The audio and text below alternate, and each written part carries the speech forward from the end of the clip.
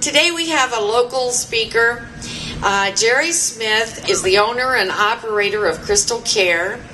He came from what some would call an underprivileged environment in Kentucky. As Jerry tells it, they had no electricity. The house he lived in was little more than a shack. And he worked hard to achieve his American dream. He is living proof that we can do that here in America. You don't have to be born with that silver spoon in your mouth to make it. He's worked in the nursing home industry for 35 years and has owned Crystal Care Nursing Home for 16 years. He also owns a facility in Ashland. Please welcome Jerry Smith. Thank you. It's a privilege to be here today. My dad's here in the front row. I'd like to say hi to him.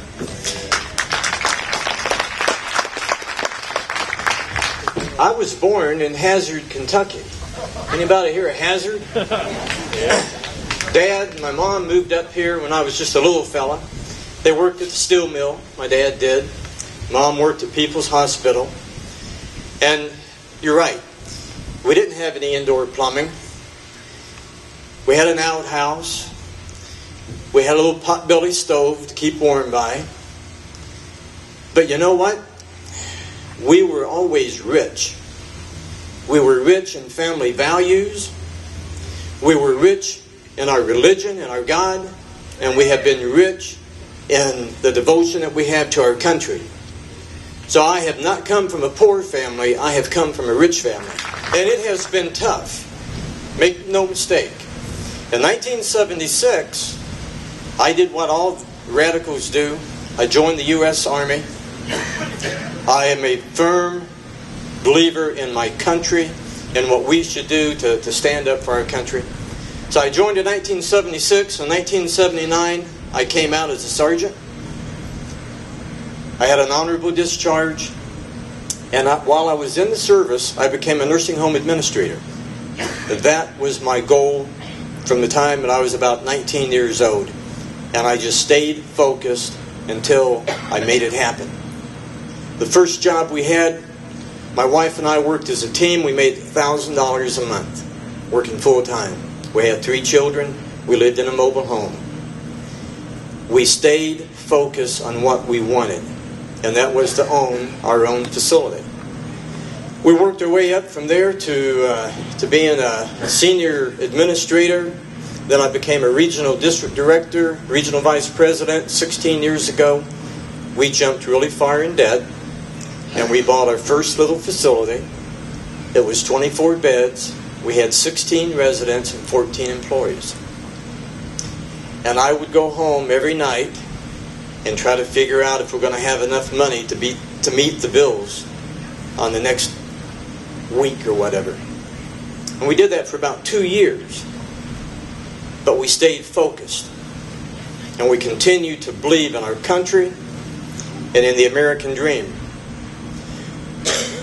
Today, we have 167 beds. We have around 300 employees. I have a payroll of $100,000 every week. All right? So I still sweat sometimes. And I am much farther in debt than I was 16 years ago. But that, my friends, is the American way. That is what this country was founded on. And that is why we are here today. We are constantly being threatened to take that dream away from us. And I'm concerned about that. I have 5 grandchildren that I'm wondering whether or not they're going to have enough money in order to pay for the debt that we're accruing in this country. This healthcare reform can be done. There is a problem in our healthcare system, and I understand that. But it's kind of like having a car. And you drive your car down the road, you're going to go to work, and you have a flat. What do? Do you go out and spend thousands of dollars to buy a new car? No, you fix the flat. Okay? We can fix the flat without spending $1 trillion to throw out the whole system and start all over again.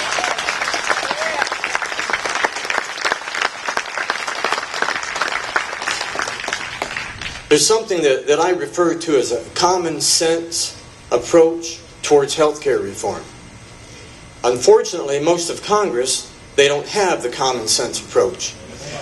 There are some things that we can do, and the number one thing we need to do is tort reform. We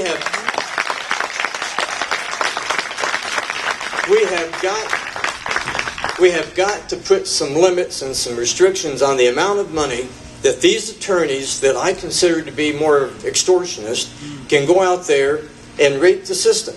And that's what they're doing. Now, I am sorry that a woman goes to McDonald's, orders hot coffee. Does that word hot mean anything? Spills it in her lap, and then she sues McDonald's for her own stupidity? I mean, that's ridiculous. All right?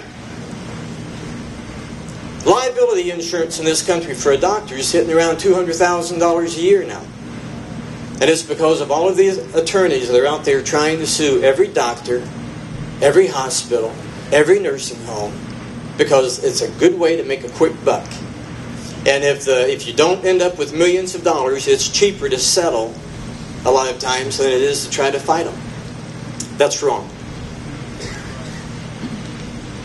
There's about 30% of the medical tests that are being done in this country, not because it needs to be done in order to find the diagnosis, but it needs to be done to protect yourself from attorneys. That's a 30% savings right there.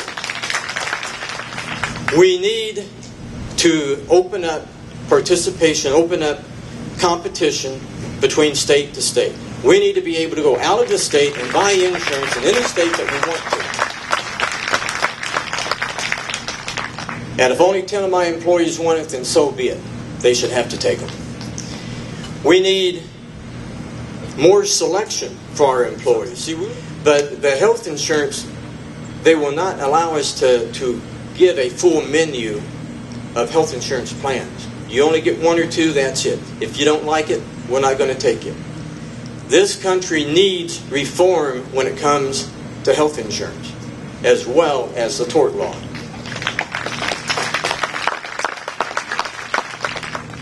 So there are some things that we can do in this country that can increase participation, that can bring the costs down, and make it worth the time and effort to pass the bills to make that happen. Not one 1,400-page bill, but maybe 4 or 5 smaller bills that people can actually read and understand. We don't have to do it all tonight. We can do it over a period of time. Where is the common sense in our Congress? They talk a lot about Canadian health insurance. Canadian, now that's the way to go. We need to be like Canada. I've got land in Canada. I got a cabin up there. I've got some good friends up there. We've been going up there now for about 30 years. We don't want to be like Canada. All right? I've got a good friend up there, Ronnie Draper. The guy is 72 years old. He needs a hip replacement. 18 months before he gets to see an orthopedic surgeon. 18 months. Yeah. And I would only hope that the Congress that support it so well can come on up and live there. They can have it.